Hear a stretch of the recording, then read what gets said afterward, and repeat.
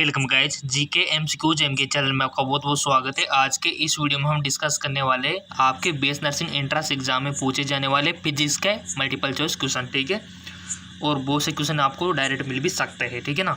तो आपको ये चैनल सब्सक्राइब करके बेल आइकन पर प्रेस कर लेना ताकि आपको बीएस नर्सिंग की लेटेस्ट इन्फॉर्मेशन मिलती रहे, ताकि आपका साल बर्बाद ना हो, ठीक है। तो इसी प्रकार के मल्टीपल चॉइस क्वेश्चन आपको मिलते रहेंगे, चैनल को सब्सक्राइब कर लीजिए। बहुत ही विज्ञान यानी कि फिजिक्स के ये क्वेश्चन है। आपके कमेंट आए थे सर फिजिक्स के भी बताइए, ठीक है। बायो को तो हम बहुत सारे कर चुके। तो चलिए पहला क्वेश्चन है, इलेक्ट्रॉन वोल्ट का मात्रक आपको बताना है। Electron volt is the unit of charge, momentum, potential difference या फिर एनर्जी। बहुत अच्छा क्वेश्चन है, टिक लगा दो किसी एक पे, लगा दिया, चेक ना। इसका राइट ऑप्शन हो जाएगा गाइज ऑप्शन डी यानी कि एनर्जी, ठीक है। यानी कि इलेक्ट्रॉन वोल्ट का मात्रक एनर्जी ऊर्जा है। इलेक्ट्रॉन वोल्ट का मात्रक ऊर्जा, ठीक। अगला क्वेश्चन है, जेनर डायोड से संबंधित क्वेश्चन है। बहुत अच्छा है क्वेश्चन, बनता है इस चैप्टर से, अर्धचालक वाले चैप्टर से। जेनर डायोड का उपयोग किया जा सकता है किसमें? पूर्ण तरंग दृष्टकारी के रूप में, प्रत्यावर्ती धारा वोल्टेज नियंत्रक के रूप में, या फिर दृष्ट धारा वोल्टेज नियंत्रक के रूप में, या फिर अर्ध तरंग दृष्टकारी के रूप में। Zener diode can be use as full wave rectifier, AC voltage DC voltage regulator, या फिर हाफ वेव रेक्टिफायर। बहुत अच्छे क्वेश्चन है।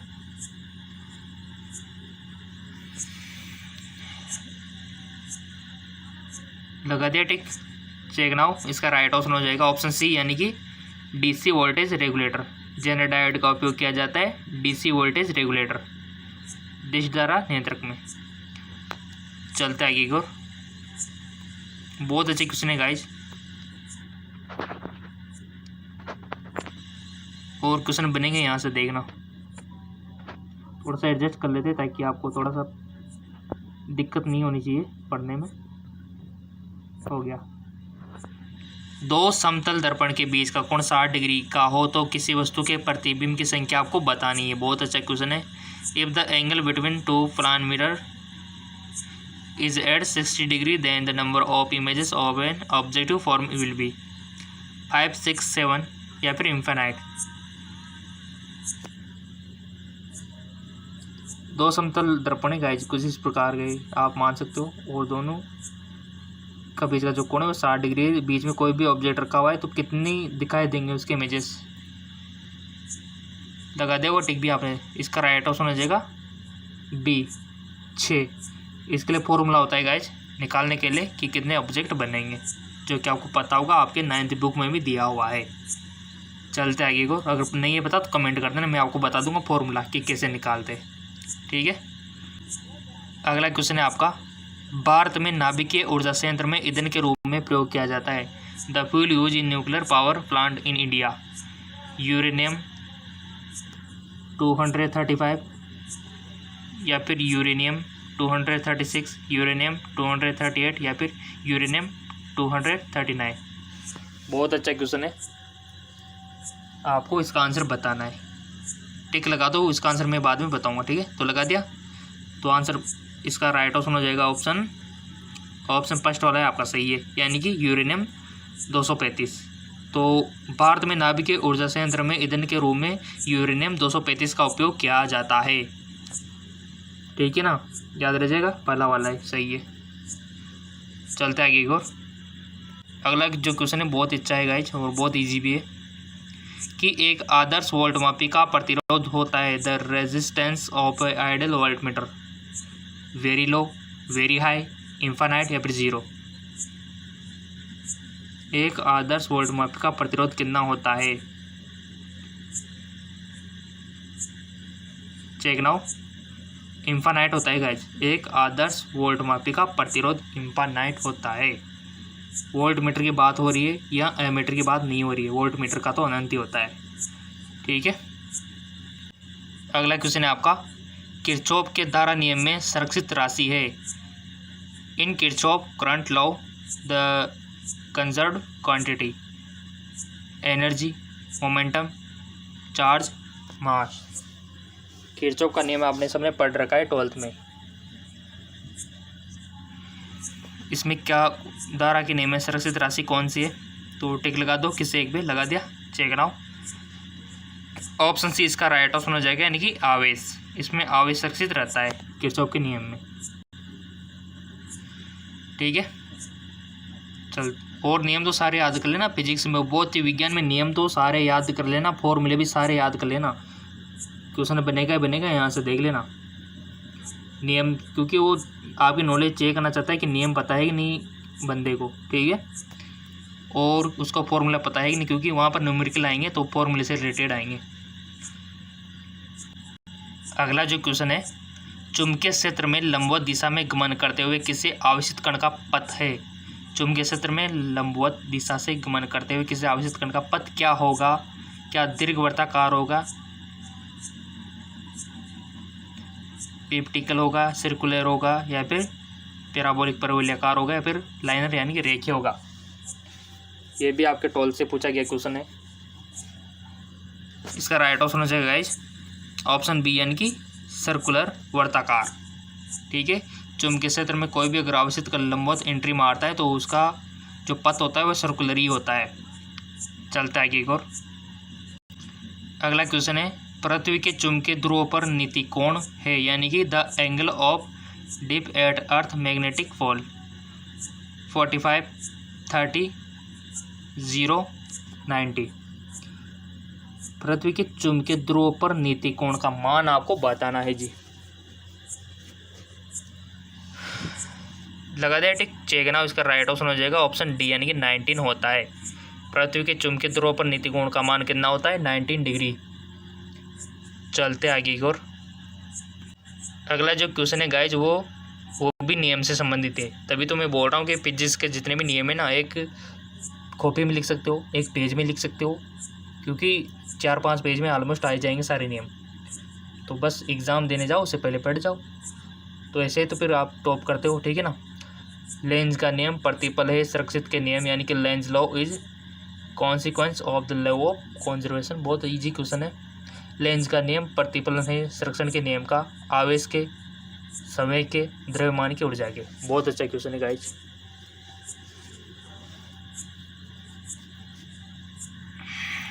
लगा दो टिक, लगा दिया, चेक ना। इसका राइट ऑप्शन हो जाएगा ऑप्शन डी, यानी कि ऊर्जा का। लेंज का नियम किसका? प्रतिफल संरक्षण का नियम है ऊर्जा का। ठीक है, चलते आगे को। अगला क्वेश्चन है कि दोलन करने वाले एलसी प्रपथ की आवृत्ति है the frequency of oscillating LC circuit. ठीक है, तो ऑप्शन आपके सामने 1/2π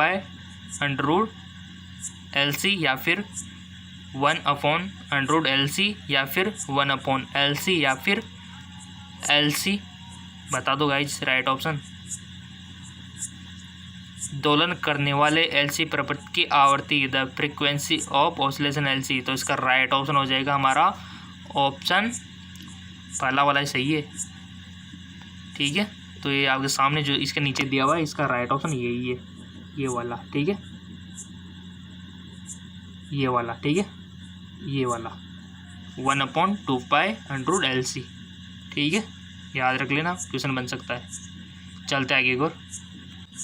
अगला क्वेश्चन है आपका, विस्थापन धारा को परिभाषित किया। Displacement current was defined by ampere ने, फेराडे ने, मैक्सवेल ने या फिर गॉस ने। विस्थापन धारा को परिभाषित किया किसने किया? 4 ऑप्शन में से एक पे टिक लगा दिया, चेक नाउ। ऑप्शन सी, यानी कि मैक्सवेल ने। विस्थापन धारा को मैक्सवेल ने परिभाषित किया। ठीक है, चलते आगे और। अगला जो क्वेश्चन है बच्चों वाला क्वेश्चन है, सबको आना चाहिए, जितने भी वीडियो देख रहे हैं सबको आना चाहिए, बच्चों वाला क्वेश्चन है। ठीक है, शौच नेत्र के लिए स्पष्ट दृष्टि की न्यूनतम दूरी कितनी होनी चाहिए? The less distance of the vision के लिए, नॉर्मल विजन के लिए 25 सेंटीमीटर, 50 सेंटीमीटर या फिर 100 सेंटीमीटर या फिर 30 सेंटीमीटर।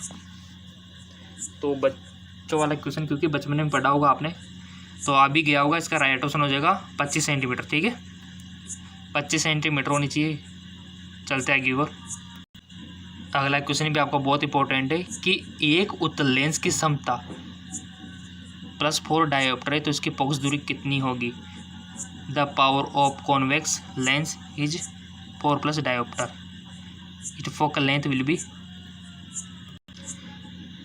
सो गाइज आपने वन ऑप्शन सेलेक्ट कर लिया होगा, इसका राइट ऑप्शन हो जाएगा ऑप्शन हमारा 3 वाला, ऑप्शन सी, यानी कि 25 सेंटीमीटर। ठीक है, एक उत्तल लेंस की जो क्षमता 4 डायोप्टर है तो इसकी फोकस दूरी 25 सेंटीमीटर होगी। ठीक है ना, बहुत अच्छा क्वेश्चन है, इस प्रकार के क्वेश्चन पूछे जा सकते हैं तो आपको ये याद रखना है। चलते आगे को, अगला जो क्वेश्चन है, the best monochromatic source of light, यानी कि प्रकाश का सबसे अच्छा एक वर्णीय स्रोत आपको बताना है। मोनोक्रोमेटिक एक वर्णीय, जिसमें एक ही वर्ण होना चाहिए, कैंडल, बल्ब, मर्क्यूरी ट्यूब या फिर लेज़र। देखिए गाइस, आपको पता है सूर्य जो होता है ना, उसमें एक वर्णीय नहीं होता, उसमें काफ़ी रंगों का मिश्रण होता है, जिसको आप प्रिज्म के द्वारा पृथक करके देख सकते हो। ठीक है, सेम उसी प्रकार मोमबत्ती में भी होता है, बल्ब में भी होता है, मर्क्यूरी ट्यूब में भी होता है, बट एक चीज़ है जिसमें एक वर्णीय प्रकाश होता है। तो सिंपल सी बात है, सबको आगे होगा लेज़र। लेज़र में एक वर्णीय प्रकाश होता है और एक वर्णीय प्रकाश का सबसे अच्छा सोर्स लेज़र ही है, तो ऑप्शन डी लेज़र। ठीक है, याद रह जाएगा, laser best source of monochromatic, यानी कि एक वर्णीय स्रोत। चलते आगे एक और, अगला क्वेश्चन है, फोटोन के गतिज द्रव्यमान का सूत्र आपको बताना है। The formula of for the kinetic mass of photon, hv/λ, h/c, hv/c या फिर h/c/λ। बहुत अच्छा क्वेश्चन है गाइज, फोटोन के गतिज द्रव्यमान का सूत्र आपको बताना है, तो इसका राइट ऑप्शन हो जाएगा लास्ट वाला, h/c/λ। ठीक है, चलते आगे की ओर। ऐसे क्वेश्चन बनते हैं आपके फिजिक्स में, बीएससी नर्सिंग में। ठीक है, इंट्रेंस एग्जाम में। चलते आगे की ओर, अगला क्वेश्चन आपके सामने है, किसी गतिमान कण से संबंध दी ब्रोगली तरंग की तरंगदैर्घ्य निर्भर नहीं करती है। किस पर निर्भर करती है, डिपेंड नहीं करती है, मॉस पे, चार्ज पे, वेलोसिटी पे या फिर मोमेंटम पे।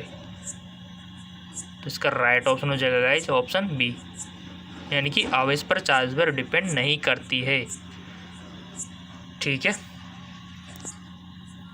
चलते आगे की ओर।